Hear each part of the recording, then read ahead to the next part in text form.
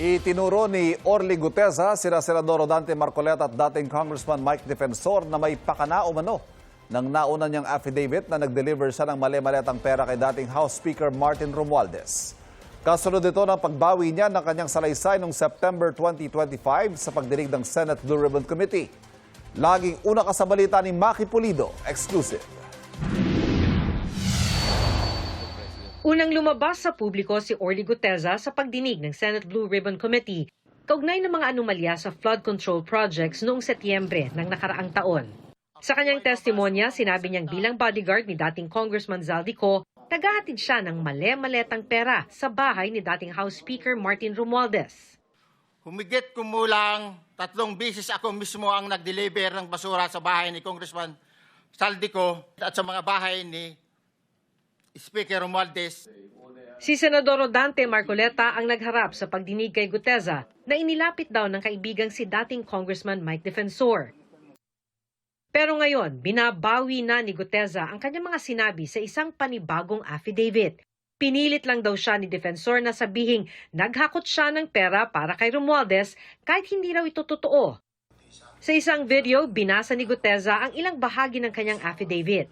Sa isang Japanese restaurant malapit sa Senado, sinulat daw ang kanyang affidavit laman ng kwentong idinikta ni Defensor.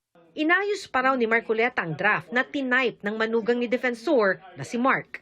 Sinimulan na ni Senator Marcoleta ang basahin ang ginawa ni Mark na affidavit base sa sinabi ni former Congressman Mike na sabi niya, pare, ayusin ko ang Tagalog. Doon mismo sa harap ko, inaayos ni Senator Marcoleta ang affidavit na yun.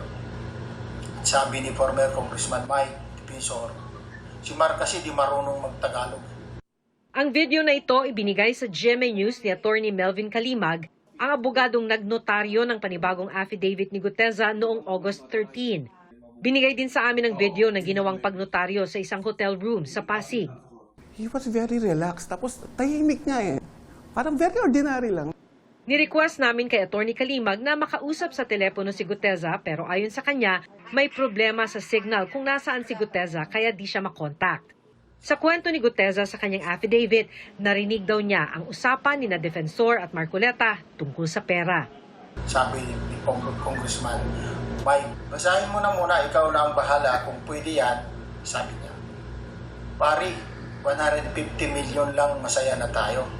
At nang matapos siyang basahin ng affidavit, sabi niya, ito na yung missing link na hinahanap natin kasi puro sila Zaldico at ikaw lang ang makapagbabanggit kay former Speaker Martin na di-deliver ng pera. Pinangakuan daw siya ng pera at scholarship sa mga anak. Pinilit niya sa akin na ako na lang sabay sabi na basahin mo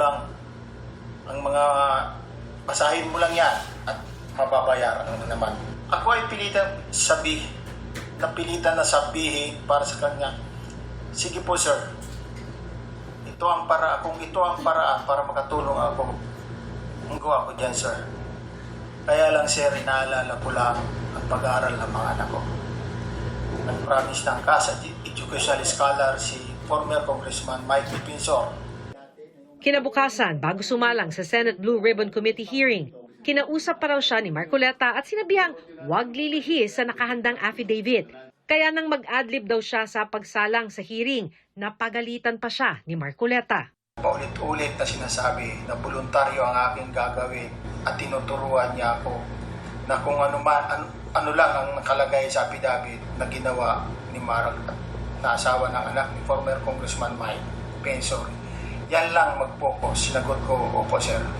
Pagkatapos ng Senate hearing, hindi na raw siya muling kinontak ni na Defensor at Marcoleta. Doon ko natansya na ginamit lang talaga nila ako sapagkat huli na ang lahat ng mga pangyayari at ako'y lubos na nagsisisi. Sinusubukan pa naming kunan ng pahayag sina Marcoleta at Defensor. Ang binabawi ngayong salaysay ni Guteza, bahagi ng mga ebidensyang pinag-aaralan ng Ombudsman para sa posibleng isampang reklamo laban kay dating Speaker Romualdez.